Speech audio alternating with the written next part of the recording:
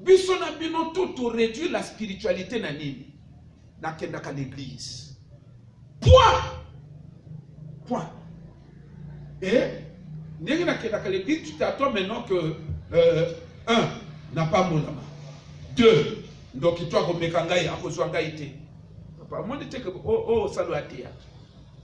Mon frère, mon kiné, ma ben niveau moko, ma pratique des ténèbres est à niveau moko. J'ai toujours eu pitié de l'église d'aujourd'hui. Pendant que tu sais la canabino, na mitu na kabanani bakukota lola. Banani bakukota lola. Banani nazo mitu na banani.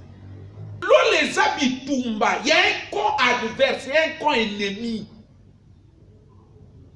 Et quand il y a ba piège, il y a ba forme tout pour que yo kote yangote. Et kokota banani. Et ça bato bana capacité de il maîtrise ce royaume là correctement. Mais yoko bundene nemo yo maîtriser kele. Or royaume tozo bundane ango lelo. Pour que l'homme na lobi so na bino to kota lolo. Marque se déployer. J'ai pitié de chrétiens. Un royaume est côté na makamba bilamba. Na bilamba bazali. Bino mokosoma na bino bilamba aveuglement. Mais bango ba na kata bilamba. Et un royaume est na kati na ba poudre. Ba produits cosmétiques. Et bela wezo hutakabuna. Quelle église est kobunda bitumba? Ba film mususu ezo hutakaka deuxième monde. Donc tant que yo suivre yango boye. Donc ils ont libéré puissance et envoûtement. Donc film ils ont envoûté yo. Quelle église est au Kokabitungo? Mais nous sommes là parce que les gens ne comprennent pas que Satan est jaloux. Est jaloux du fait que vous puissiez aller au ciel un jour. Il y a quelqu'un qui fait le lola. Au comment moi comprimer mon cœur. Mais rempli parfois des milliers de démons. Quand vous avez un nom de maladie, aux hommes là, comprenez la suite. Conséquence, ça donne ce que l'église que nous avons actuellement. Au sentir que bateau, aux autres, sonia yo azola là. Bino aux autres mais que biloka ngwa ni fêté. Yo en azola. Ça c'est quoi? Mais c'est l'envoûtement. L'église ni le kopondisa ça Satan. L'église ni le kokota lola. Mais comme bato bazo tiangate, to continuer.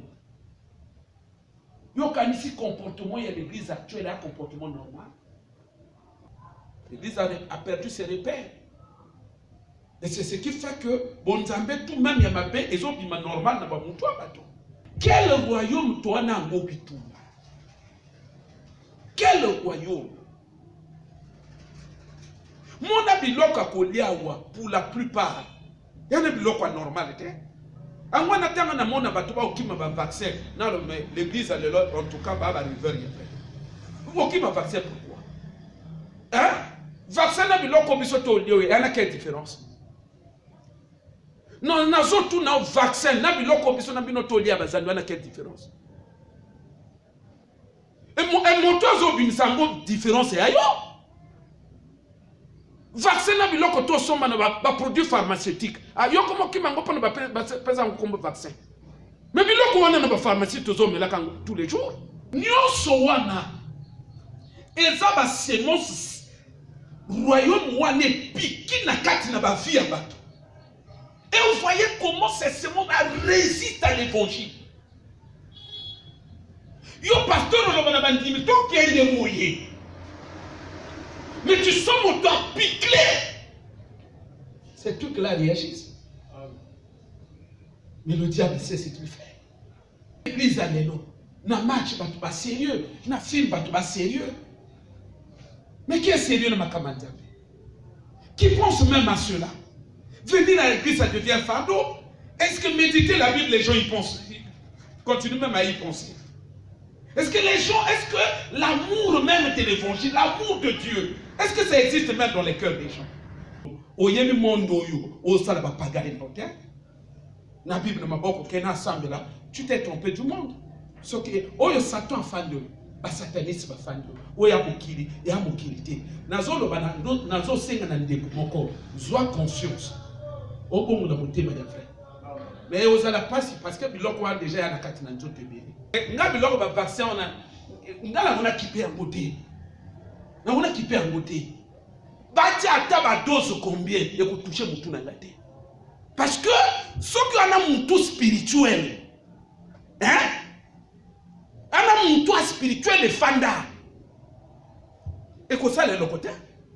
Prenons les choses au sérieux mes frères et sœurs. Mokilo to fandi na yangoyo. Ya mokili sato sa mema ngone niveau moko mabe. Amona batono bati ya batolola mon frère. Lola o bino bozolo zela bati ya bino wanda. Niveau sato memi makambo a imposé en prise na ye dans le monde. Mais alors la bato tout baza kotamana système na ye bana biloko ne ba semence na ye donc ati soko Dieu amona bilia to Dieu amona na bilamba Dieu na bilamba to Dieu na comprimé Dieu na comprimé to Dieu na film Dieu na film to Dieu na livre Dieu na livre to Dieu na mapapa Dieu na mapapa to Dieu donc na biloko ko pakola donc c'est comme si atie mitambo partout en Bible ezolo ba que le monde entier est sous le pouvoir du malin. Parce que les autres ont vu la domination de Satan sur le monde à travers différentes choses. Je crois que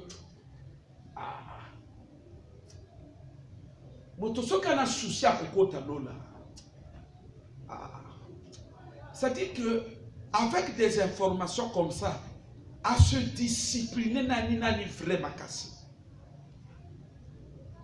Parce qu'il faut développer le niveau de spiritualité à la makasi pour que banda ko influencer biloko wana nyoso.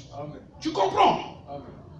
Il faut le niveau de spiritualité nous être la vraie makasi. Tant que yoko si biloko wana ça se neutralise. Si mes frères et sœurs, comportement batubana ngoya ko sambelo anormal. Hein? Il y a que moto après ça sousuna attachement à mosala et leke anzambe. C'est un comportement normal. Attachement à l'école et leke anzambe. Quand à 20 ans, à 15 ans, ils ont dit nzambe. L'église est méconnaissable. Soit au titre 30 ans. Ça veut dire que Batubaya l'église n'a sili. Sincèrement. Batubaya l'église n'a sili. Parce que Marc l'église est bien à 15 ans. C'est incroyable. Balati si biso bastel ba pyramide awote. Na batissage était. Balati bango ba pyramide était. Ba pyramide maçonnique était. C'est très compliqué. Est-ce que bastel na biso yoko opeksa bango? Nazo tout no ko peksa bango. Tissage na bango kangaka liso moko wana. Opexi moi ça munanda. Sia. Akwa kanga biloko na ke? Mais bango ba yebete ndenge ba tiboye. On lit triangle ya ba maçon wana. Triangle ya ba maçon wana o kana liso wana. Tango baloli yango boye, o baloli yango boye epesi aigle. Mais c'est l'initiation même à la franc-maçonnerie. O ezo salama na kati na nino. C'est pourquoi vous voyez que vous priez pour les dieux, ils tombent, vous priez dans l'esprit, vous direz qu'il était, mais il y a makambo, il y a ma marque, il y a ma maçon. L'esprit est allé wana, l'esprit est allé kolo, ezo landela, ezo mona yo déjà na pyramide na bango, na marque na bango, yo na l'esprit bukosuka wapi. Bakoti occultisme na kati ba dessin animé. Pourquoi biloko tout est salami? Tozo bundane ennemi. Mais tu as une mauvaise conception ennemi wana. Yana ba film, mais biso to monde na ba film te. Yana bilamba, mais tout le monde n'a bilamba te. Yana biloko kolia, tout le monde nulle part. Biso tout le monde est qu'à l'église, allez tirer moto. Feu! Au moins si kokoto biso na bino tozo bima biburiste. Amen. Tant toté yango, et puis malokola ke toi l'église moko. Oso komona. Ba l'église mon n'est pas père bato bonbon. Donc sentir que Satan profite même na bonbon na biso. Il profite même de notre distraction. Il profite même de notre ignorance, il profite même de nos discussions vaines. Pourtant, ce sont des réalités. Oh, bah, satanistes, bah, témoigner.